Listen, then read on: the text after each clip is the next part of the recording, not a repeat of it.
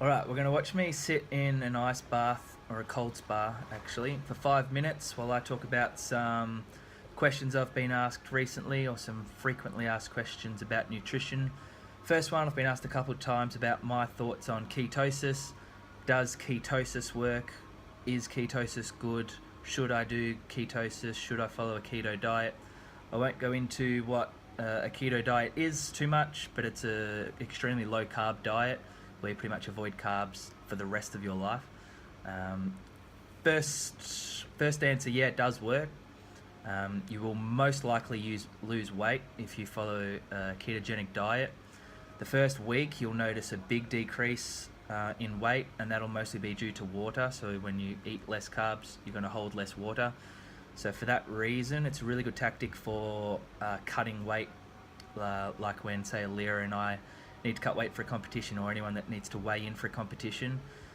We'll just restrict carbs for maybe 3 days, and we might drop 1.5, 2 kilos, still eating quite a lot of calories, but eating less carbs. And normally the last 3 days we've stopped training anyway, so we don't need as much energy from carbs.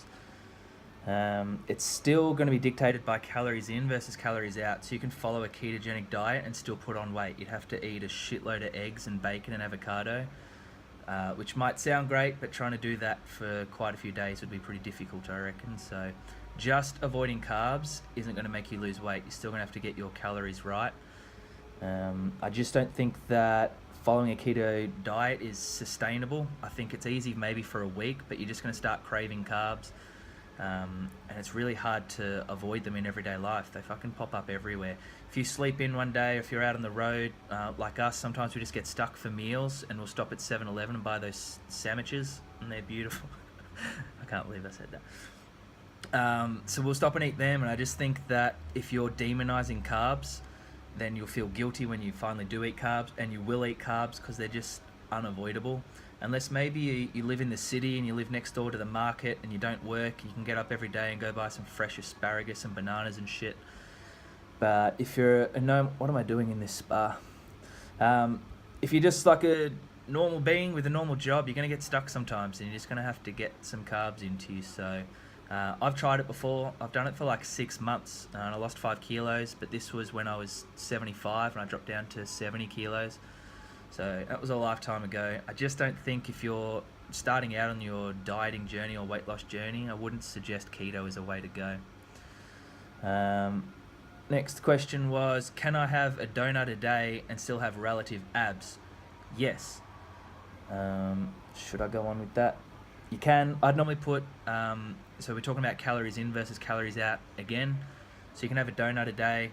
It just means that you're going to have to get your fiber up through other foods. You're going to have to get your protein up through other foods. And you might have to have a lot of shitty meals like chicken and broccoli for the rest of the day. So you've got to kind of weigh up if you'd rather a donut a day, or maybe just a donut a week or less. And then you can eat like more pasta, more bread, and more rice with your meals. And it's a little bit easier like that. But you can still have abs and have donuts. How many calories a day should I eat to lose weight? I can't give you that number. The computer or the internet can't give you that number. There's no one number that's going to make you lose weight healthily. So what I suggest doing is what I get everyone to do when they come to me for their nutrition advice and to start them on their macros, is to just track your normal diet for a week. Don't change anything up. Just eat what you'd normally eat and see what your body's used to. See how many calories you're giving your body every day. Roughly, find the average. It might be slightly different every day.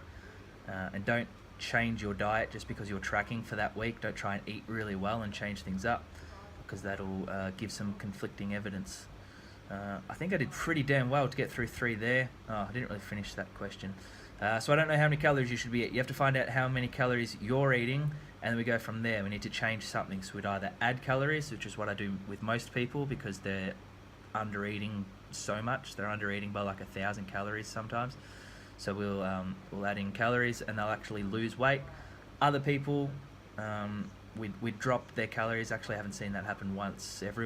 Most women 1,600, and I build them up to eat over 2,000, and guys maybe 2,000. I build them up to 3,000, and they lose weight in the process because they're finally giving their body the nutrients and ingredients to actually function and lose some fat and build some muscle and things.